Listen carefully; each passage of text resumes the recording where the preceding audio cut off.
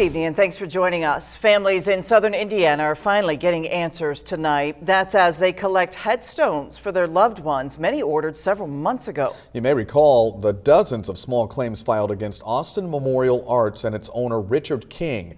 Austin Memorial Arts and King are being investigated by Indiana State Police. News 10's Madison Zaleski spoke with those customers who came to pick up their headstones today. She tells us where the investigation stands.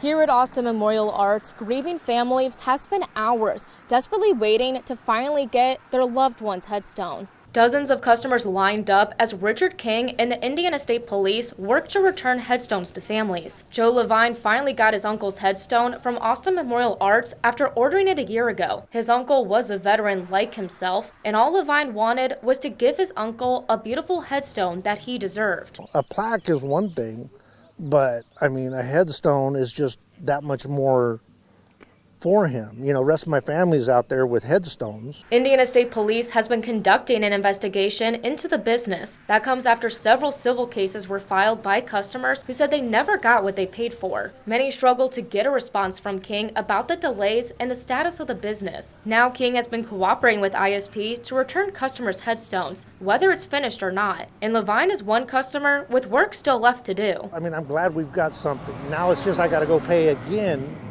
as far as the engraving part, and then I gotta wait for it to get put on his graveside. King had no comment when I asked him where he was during his absence. Once ISP completes its investigation, all evidence will be forwarded to the Greene County Prosecutor's Office. The prosecutor will then decide whether or not to bring charges against King. It is unusual for a suspect or an individual who is part of the investigation to cooperate. We certainly are very grateful for Mr. King, who's willing to work with the Indiana State Police and work with the folks who just want their stones. If it's necessary, ISP noted there could potentially be another day for an on-site pickup. After a year-long process, Levine is relieved to finally have his headstone, but wishes there was more direct communication. You know, I'm a firm believer and stuff happens. So, I mean, I wish it had now.